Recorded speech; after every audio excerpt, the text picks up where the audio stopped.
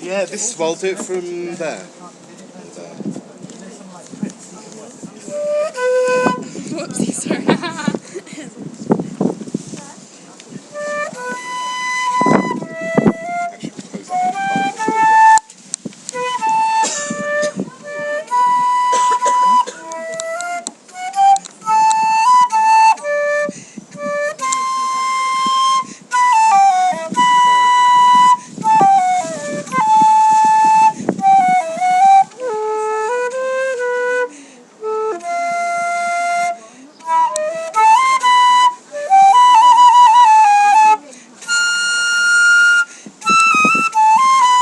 Some evil force was just holding us back, I'm telling you. Oh, that's London Underground. Yeah. So you just came from the party? I have Do done, a quick interview. What happened? Yeah, protest. Well, about 20, 30 people were there. Yeah. What's the latest update about the situation with them? Well, they're supposed to be getting some sort of eviction order or something today, a bank holiday. Bank holiday? I thought it was a bit strange. Yeah, so that means it's gone quite anyway. high up when you see them overriding the normal law. Yeah, working overtime. Yeah, I saw them do that at the School of Ideas. Oh, okay. They went beyond a normal court order. They didn't even take them to court. They didn't go through due process. They got a special order and they just brought the police in. Well, we're having it as a trial run for the real thing. So we turned up. They didn't. Yes, good. Yeah. They probably want to enjoy the bank holiday. Is there a risk It that was a great time. We all had a good time. Good. is there a risk that they could turn up later though today? I'm not sure, I don't think so, but I think it's only the order or a notice to hand in a notice. Yes. So an actual eviction would be on a different date. Yes. But we didn't care. That would mean by tomorrow morning she needs to go to court, or someone needs to go to court to ask for an injunction or some counter claim. Well, I'm not sure I'm that not a they've lawyer, received but anything today. But they need to take immediate action. But we got us all together from Kilburn, Hadfield, Manchester, Excellent. Bromley. Yes. That's all right, that's all together. Well, we better go because we would like to see what's ever left. Yeah, well, there's plenty of food there. Yes, all right. That's good.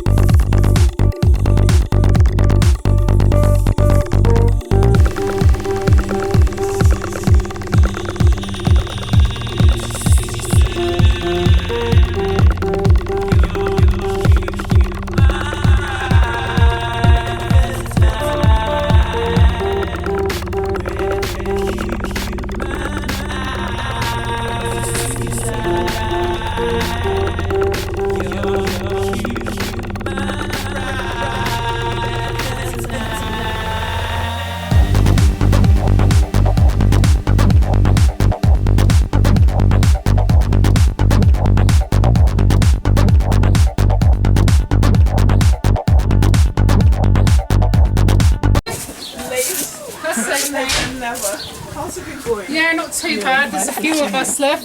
Thank you for coming. Go straight. Hello. So how are you doing? You alright? Oh, We have pie. fantastic. Hello. Say hello, Sarah. Say hello. Zoe, always with the camera. Dad! What, you gonna So how's the party been today? Very good, actually. Lovely weather and it's gone very well. Big crowd. Fantastic. Yeah, sorry we're so late. We're just catching, came to apologise. Okay. But it's still live. We're told it'll be over, but it's still going on. It's still live. Yeah, definitely. Yeah. So, could you just maybe just brief us again why you had the party today?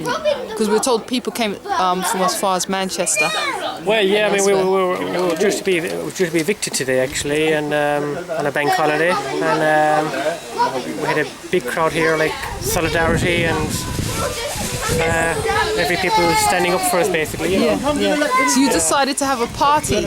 That was your response to the eviction, to have a party. Yeah. We said today that we were going to have a picnic in solidarity, so people have come up to show their support to us. So anyone who's getting evicted, this is what's going to happen. We're going to be at their doors supporting them if they try to evict them. It's not just for us, it's for every family, every person who's threatened with eviction. They will find an abundance of people behind them supporting them. That is what we were saying on our way here, that we felt your family was symbolic, you know. And we are concerned. Maybe you can put the name there. There it is. So we can spell it and look it up on YouTube or Google. Yeah. So what is the latest situation now? Today is the notice to quit. So tomorrow the council can now apply to the court to have us put out on the street effectively, but it can take anything from 2 weeks to 6 months. Yes. So it's like a time bomb, really. You don't know when it's going to happen. So it's like living in limbo. Yeah. So what is your legal response or legal counsel? Can you make any counter move in the courts? Our solicitor has made counter moves, and that's primarily happening through the children. Okay. Like through law through the children and law through disability for me. So things are going, but slowly going. So. Well, let's hope they just flexing their muscles and that they won't abuse legal processes. Yeah. I feel during a time like this, the government needs to show more support for people rather than penalizing them for what bankers basically have done. Absolutely, yeah. You know, or for too harsh a law. They're actually using the law now against the people rather than for the people. Do you feel that's true? Oh, I do, absolutely, yeah. I mean, the last meeting we attended with housing, there was about 10 of us from the campaign who were there and different people to show support, and each person brought something different to the meeting. A lady, Elizabeth, who's come along to meetings, happens to be an ex-housing officer, and she put the question forward. She said, well, why are the family not on locator bidding?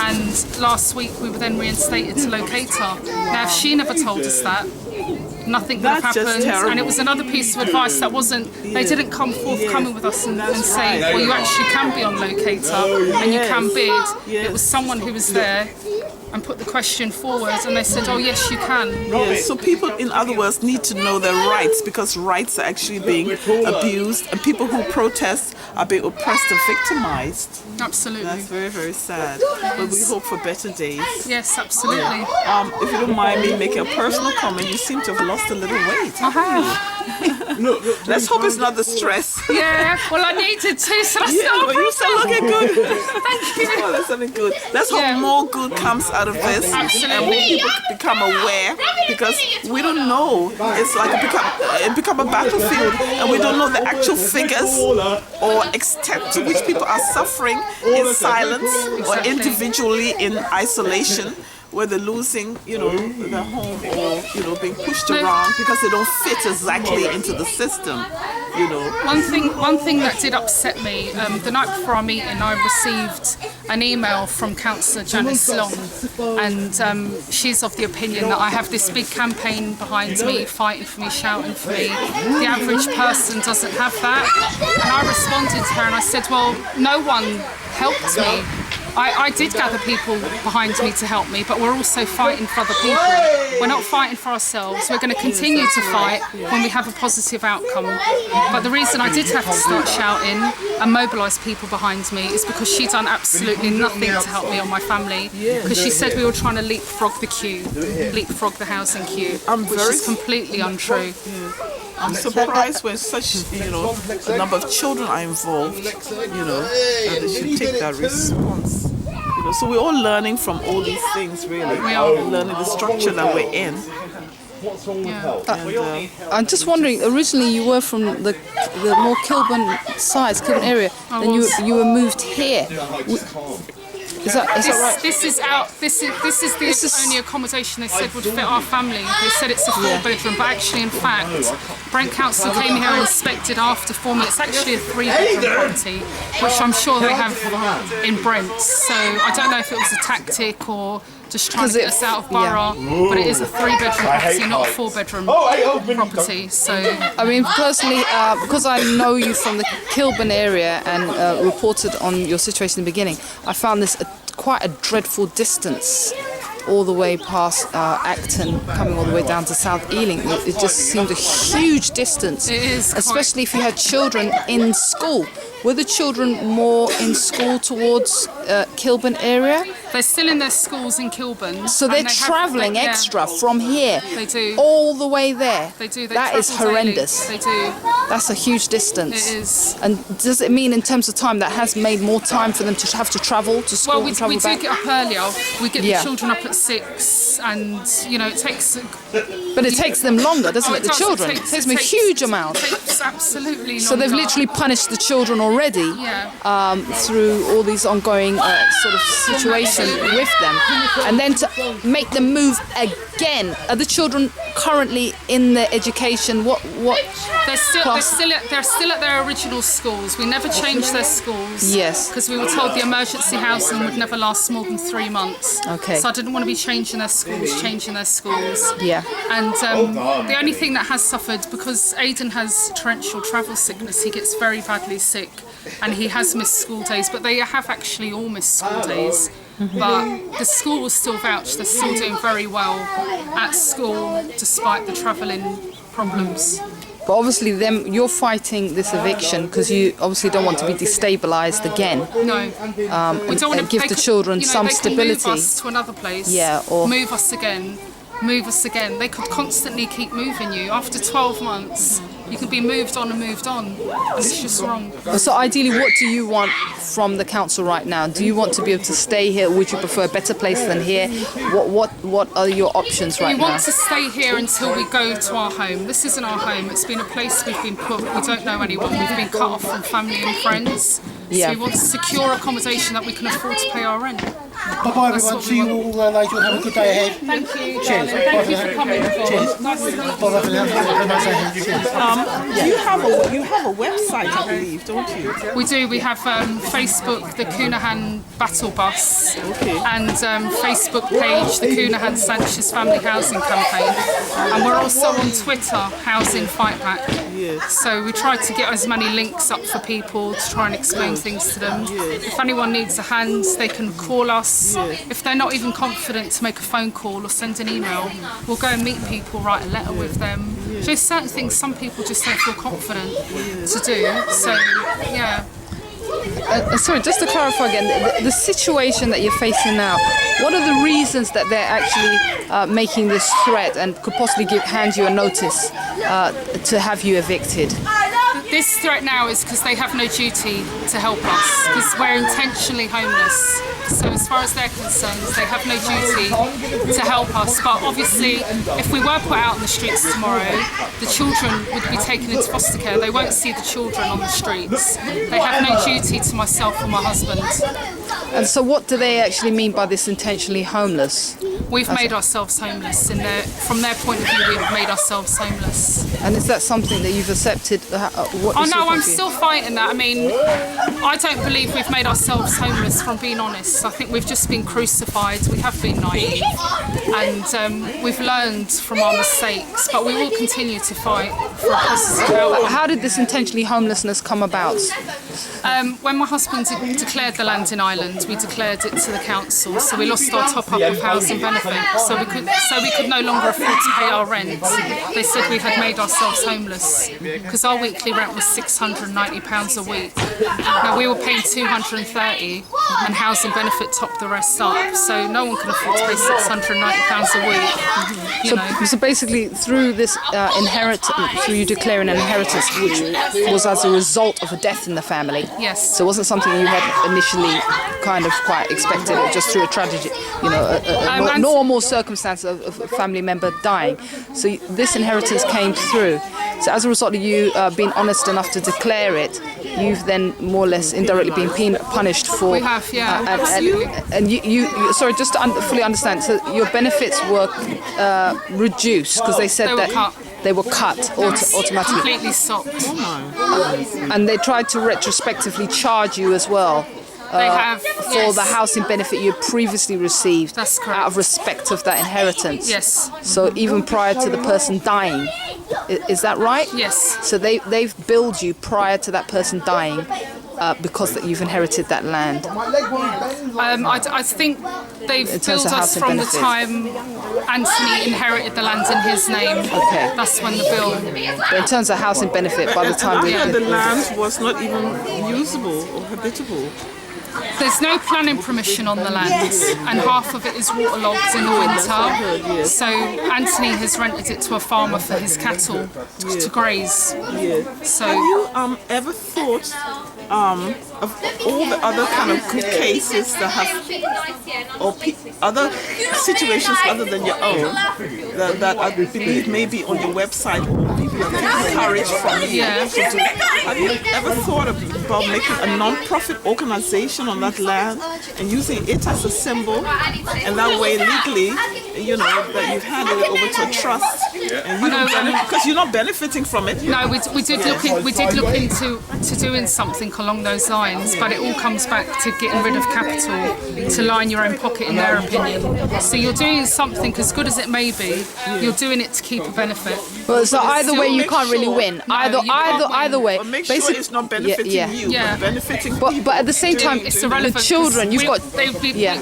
in their view, we would be benefiting because we'd be entitled to housing benefits. So we would get, in their opinion, what we wanted. Maybe not during the period, but once it's done, Yeah. I would say legally, from that point onwards, you will be free. And it may still be something Yeah. to really consider. Yeah, but why should they lose the inheritance? Ideally, as well. I mean, in this country, Well, where they're not they're benefiting trying from it, people to be really. independent. At the end of the day, I think everyone should be entitled to an inheritance in this country, especially for the future. I mean, you've got how many children? 5. You've got 5 children. Now, in the future, those children could have children. I think every family should not be penalised for having been passed down an inheritance in this manner, because even that land will probably not be enough to contain your 5 children, let alone grandchildren. At some time in the future, the family line should be entitled to have an inheritance without, the current family penalised. Right now, you can't benefit. You're not in a position but in all to fairness, benefit. people could argue, well, they So get that- their income from it, but at least they should deduct that income from you. It's probably small, it's less, It's isn't it? €1,200 a year. Yeah. For land rental. Yes, so that's right. So it's it's not a 18. lot. It's the £18 a week. Yeah, so why don't they take that from you, your benefit, and leave you in peace to live a normal life? That came off our working tax credits because we declared it to them as well. So we've never actually seen any profit from it. It's Oh Because my they deduct God, it. that's terrible. Yeah. But at least they are credit to the community that they've been honest, they've been transparent. So they shouldn't be penalized for transparency. When we know MPs themselves, the very people making the laws in the country, are grotesquely corrupt. It's something is But the point is, imbalance. what could you have done with that inheritance? There's no the way they've What we could have done. There was no is way we out could of have the kept- We situation, could have kept our mouths shut. and then you'd And still get penalised. No one would be any the wiser though. There is no way. Yeah. But either way, they've put the members of public in this country in an impossible situation. At the end of the day, either you had no other option, either option you take, they've just got people trapped Yes. in a situation, and it should be proportionately and carefully handled. And look at the people's human welfare rather than suddenly make a false accusation that you're intentionally making yourself homeless. I mean, that is an accusation that just does not hold weight. I just think they don't apply enough common sense in the law. Yeah, They don't it's treat lack enough of common with sense. common sense.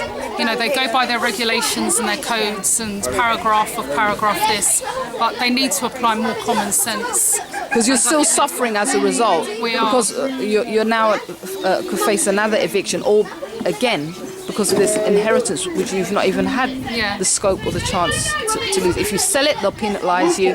If you just, irresponsibly don't do anything, you'll also be penalised over there. the government have to be reasonable under these circumstances.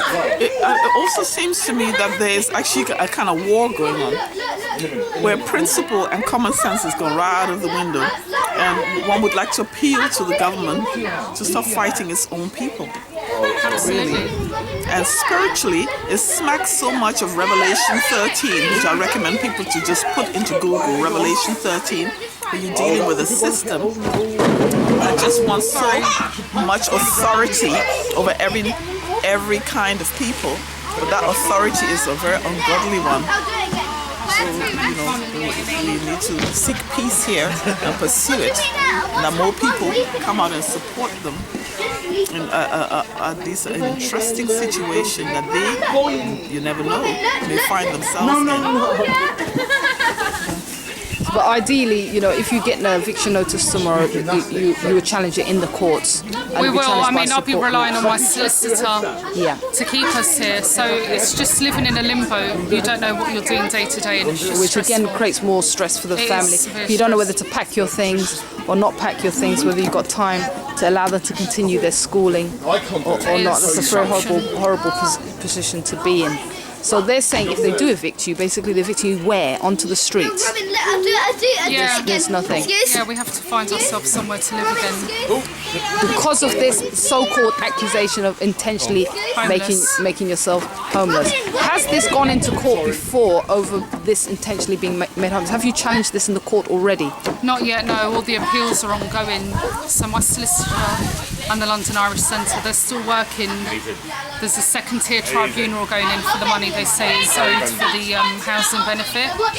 So each of these appeals, they take so long. So it's just a waiting game, really. Of being able to challenge that. Yeah. That at the end of the day, it's just a family member who died. Yeah. And you shouldn't be penalised I'm for it. interested. Once you said I'm just going to say goodbye. the National Irish Centre, do you think this could possibly be smacking of some old feud with the Irish and a bit of racism and discrimination? I remember when my family first came to this country, they used to have an interesting sign: no blacks, no Irish, and no dogs. So one needs to ask a few questions here. And the other thing that I found interesting was her T-shirt, Axe the Bedroom Tax. The government should stop fighting with people and creating despair.